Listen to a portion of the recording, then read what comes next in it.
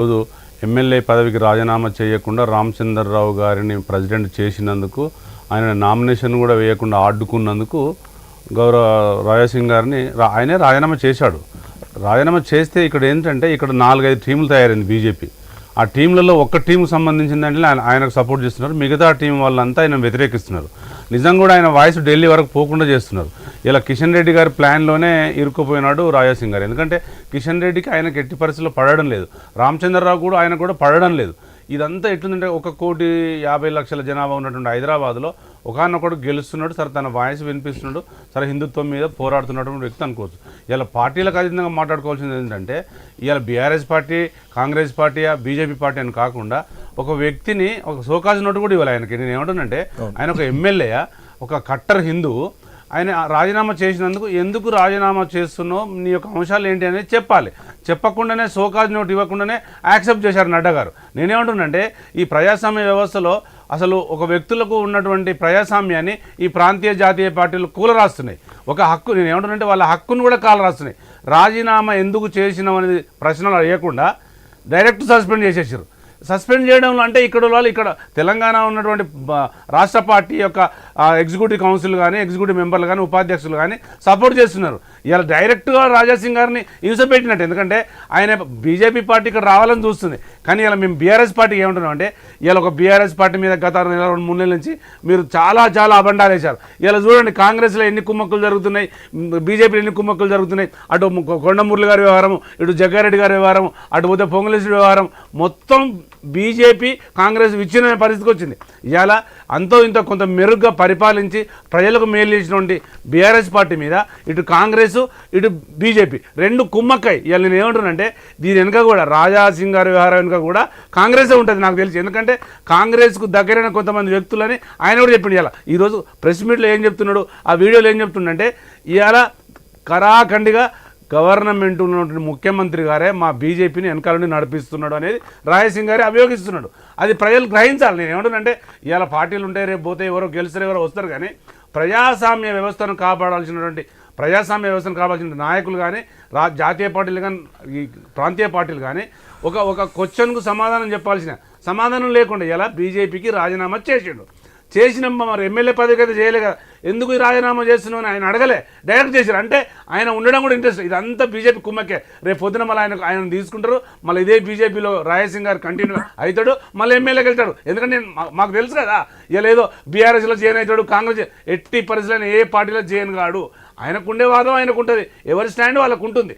కానీ ఇవాళ BJP party ఎంత నాటకం ఆడుతుందంటే ఫస్ట్ సస్పెండ్ చేశారు, మళ్ళీ ఎలక్షన్ టైంలో తీసుకున్నారు, మళ్ళీ ఇప్పుడు సస్పెండ్ చేశారు, మళ్ళీ తీసుకుంటారు.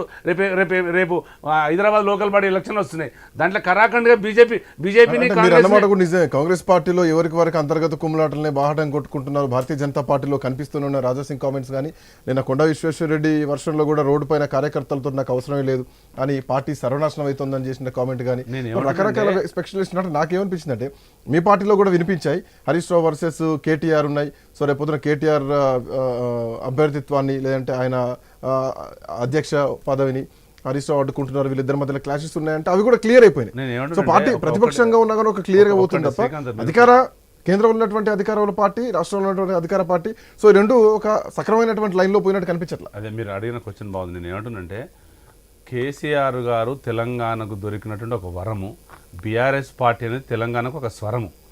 మాకు బాసు ప్రజలు కేసీఆరే, మా బాస్ చెప్తే ఎవరైనా వింటారు. కానీ కాంగ్రెస్లో బీజేపీలో బాసులు చెప్తే ఎవరైనారు. రాజీనామాలు ఉంటాయి, అలకలు ఉంటాయి, సస్పెన్షన్స్ ఉంటాయి, అవి ఉంటాయి, ఇవి ఉంటాయి. కానీ ప్రత్యేకం బీజేపీ కాంగ్రెస్ మా మీద ఎందుకు వేయడం, మేము ఎందుకు మాది అయిపోయింది. మేము ఏమంటున్నామంటే మేము local body ZPTC, MPTC, sarpanch, municipal ఎలక్షన్ల కోసం ప్రిపరేషన్ ఉన్నాం. కానీ మీరు కొట్టుకోండి, మీరు ఏమైనా ఆగండి, మాకు సంబంధం లేదు. కానీ మా మీద ఎందుకు అబండాలు వేస్తారు? మీరు క్లారిటీగా ఉన్నప్పుడే మా మీద అబండాలే. మీది క్లారిటీ లేదు, ఏదో ఉత్తరం రాసింది కవిత, అది ఇట్లా చేసిండు హరీష్ రావు అనేది అంతా బుగ్ అయిపోయింది.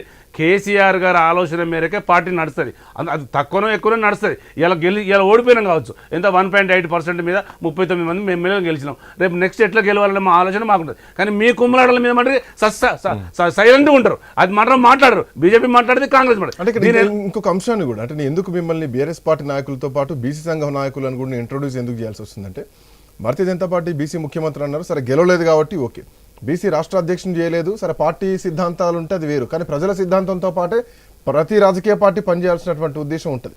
బట్ ఇక్కడ రాజాసింగ్ విషయానికి వస్తే ఎంబీసీ వర్గానికి చెందినటువంటి వ్యక్తిని ఈరోజు కనీసం బుజ్జగించకుండా, కనీసం ఒక చర్చలు జరపకుండా, ఎవరిని రాయబారిని కూడా పంపించకుండా తీసుకున్నటువంటి ఈ అవుట్లెట్ నిర్ణయం. ఈవెన్ ఇందాక Raja Singh video, PCR Raja Singh video తీసిపెట్టండి, ఆ రాజాసింగే షాక్ అయిపోయాడు. అసలు ఈ నిర్ణయం తీసుకుంటారని అనుకోలేదు, నేను లెటర్ దేనికి ఇచ్చిన, రీజన్ ఏంటి, కారణం ఏంటి, ఎందుకు తీసుకున్నారో నాకు అర్థం కావట్లేదు. ఆయన ఒక సంశయాత్మకంగా ఉన్నారు. దీంట్లో క్లారిటీ ఏంటంటే, భారతదేశం మొత్తంలో కాంగ్రెస్ చతికిల పడిపోయిన తర్వాత తెలంగాణలో గెలిచిన తర్వాత బీసీ వాదం ఎత్తుకుంది. దీనికి సపోర్ట్ గా ఉండాలనే ఉద్దేశంతోనే రామచంద్రరావు గారిని తీసుకొచ్చారు. రేవంత్ రెడ్డి ప్లాన్ ఉంటుంది, దీంట్లో కిషన్ రెడ్డి గారి ప్లాన్ ఉంటుంది, మోడీ గారి ప్లాన్ ఉంటుంది. కానీ దీని వెనకాల బాగా ఆలోచన చేయాలి, ఉట్టిగానే వేగంగా మాట్లాడడానికి ఛాన్స్ లేదు.